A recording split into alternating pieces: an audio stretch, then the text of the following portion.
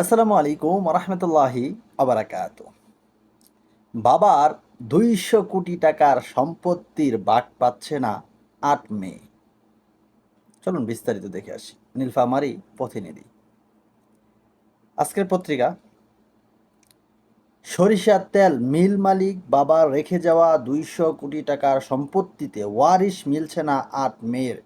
দেশের প্রচলিত আইন উপেক্ষা করে ওই ব্যবসায়ী থেকে মেয়েদের বঞ্চিত করেছে ব্যবসায়ী বাবার 2 ছেলে। ঘটনাটি সৈয়দপুর শহরের নতুন বাবুপাড়া এলাকায়। সানাউল্লাহ ওয়েল মিলের মালিক মৃত সানাউল্লাহর পরিবারের পিতার সম্পত্তির দাবিতে গত 7 দিন ধরে বাবার বাড়িতে অবস্থান করছে তার জীবিত মেয়ে মেহজাবিন, সুফিয়া খাতুন ও তার নাতিরা। আজ শুক্রবার সকালে সরজমিনে ওই বাড়িতে গিয়ে দেখা যায় বাবার বিলাসবহুল বাড়ি, আছে গাড়ি এবং ওয়েল মিল, অথচ জরাজীর্ণিত বারান্দায় সন্তান নাতিদের নিয়ে অসহায়দের মতো বসে আছেন মেয়ে মেহজাবিন ও সুফিয়া খাতুন। বাইরের ছেলেরা অন্যান্য রুম ও টয়লেট তালা দেওয়ায় তারা ওখানে অবস্থান করছেন।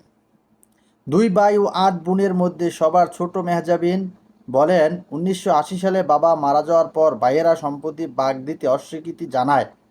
শুধু তাই না, মা সাহেরা বাণীকেও ভালোভাবে শেখানো করেনি ভাইয়েরা। মা ক্ষুধার জ্বালায় এক মুষ্টি মুড়ির জন্য ছেলেদের দাঁড়ে দাঁড়ে ঘুরলেও কপালে জুটিনি খাবারের বদলে ছেলেদের কাছ থেকে মিলছে তিরস্কার। তিনি আরও বলেন, বাবার এত সম্পত্তি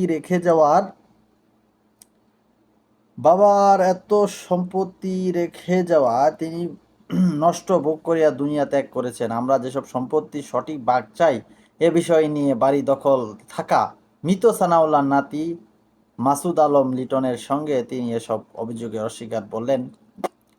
অনেক কাহিনী। এখন এটার কি আইন? এত 200 কোটি টাকার সম্পত্তি 8 বোনেরে 2 কোটি করে দিয়ে দিলে তো 16 কোটি টাকা, 5 কোটি দিয়ে দিল, 5 আটা 40, 60 কোটি থাকে 2 ভাইয়ের। সম্পত্তি কি আমাদের কয়বার নিতে পারবো?